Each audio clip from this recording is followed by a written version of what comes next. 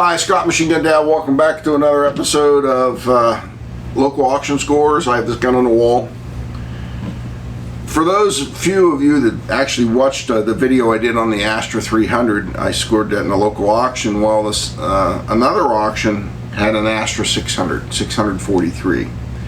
And I know the 643s were used by the bad guys in World War II. So I started bidding on it. And let's move in and I'll show you some markings, and then I'm going to tell you a quick story. We moved in close on the Astra. Here's your serial numbers, your receiver, and your slide. And it's hard to see, but there's a proof mark in here. I'm going to rotate it over and you'll actually see the Astra. It'll be upside down because that's the way we're filming. Maybe if I flip it over this way, you'll be able to actually read it. And then the last thing I'm going to show you is I'm going to flip over here. And right here are your Spanish proof marks, here and here.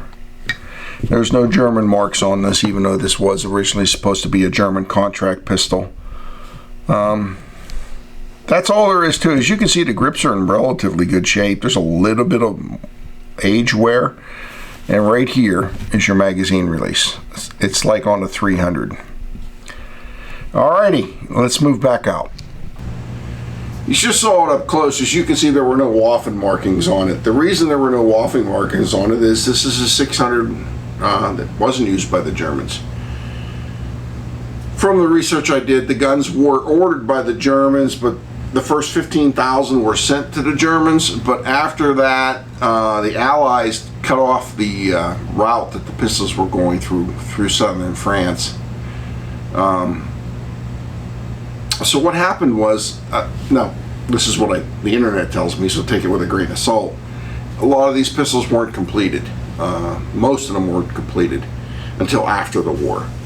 And what they literally did was took all the parts they had for the German order, put them together and sell them to police departments in other countries, and basically almost like war surplus, even though they weren't actually assembled. I think there were about 60,000, maybe a little bit more. The serial number on this is, as you saw, is in the 50,000 range. So this is actually a Nazi ordered but not completed pistol until after the war. So it's going to go into my World War II collection because the price difference between one of these and one of the first 15,000 that actually went to the Germans I can't justify the expense, because this to me isn't a real German gun like a Walther PPK or a P38. I'd rather buy another one of those than buy one of these with Nazi markings on it. But that being said, we still got to go out and shoot it, so let's do that.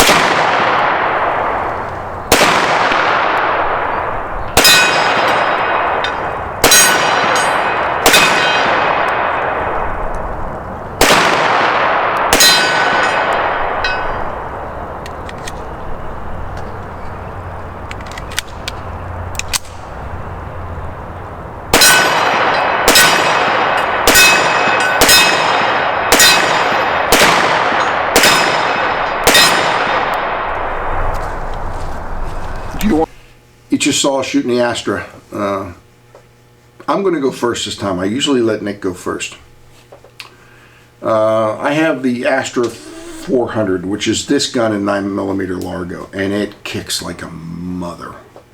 And then we got the Astra 332, and it was freaking awesome.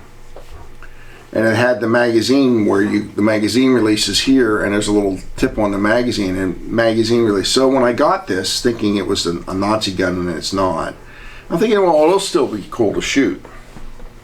Now we were shooting MagTech steel case, which is underpowered. And I don't think we had any problems to feed or anything.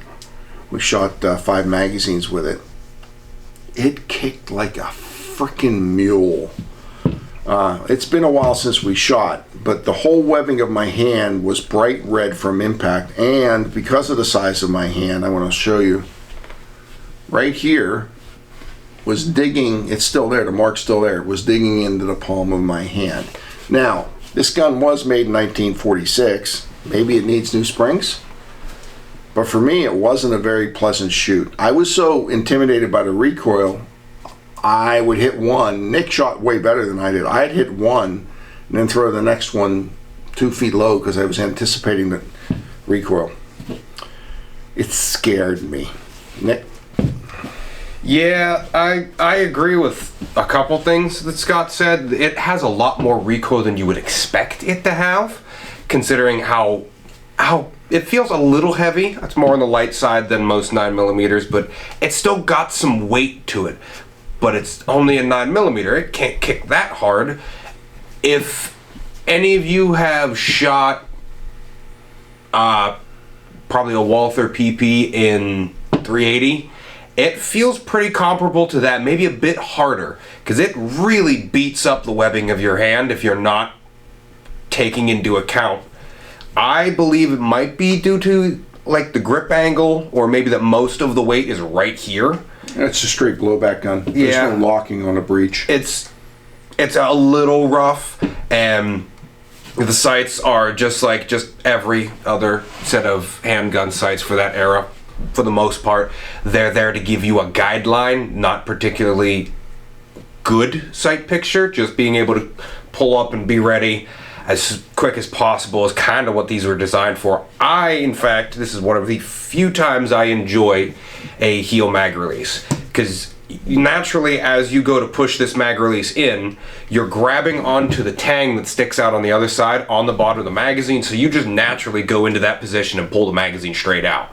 That's an amazing idea. It does add a little bit to complexity to the magazine design, which not really. It's just a floor plate. But even those small little things can increase. Yeah, but you're right. It makes pulling the magazine out on a hill release gun way easier. Yeah. It actually, and they even have, it's recessed here. True. So you can grab it. Because all you're doing is pinch and pull instead of like trying to grip the front up here. Yeah, you're kind of hooking here. You're trying to drive your thumb forward, which is rotating your whole hand. That's a little uncomfortable. With this, it's just pinch, pull. The whole thing comes out. It's remarkably smooth, and I really like the serrations on the side of the slide. It makes it easy to grab onto, and you're not going to slip off, even when it's oiled, because this thing was oiled pretty heavily, and it was spitting a little bit of oil back at me when I was shooting. Fingers were covered, no problem whatsoever.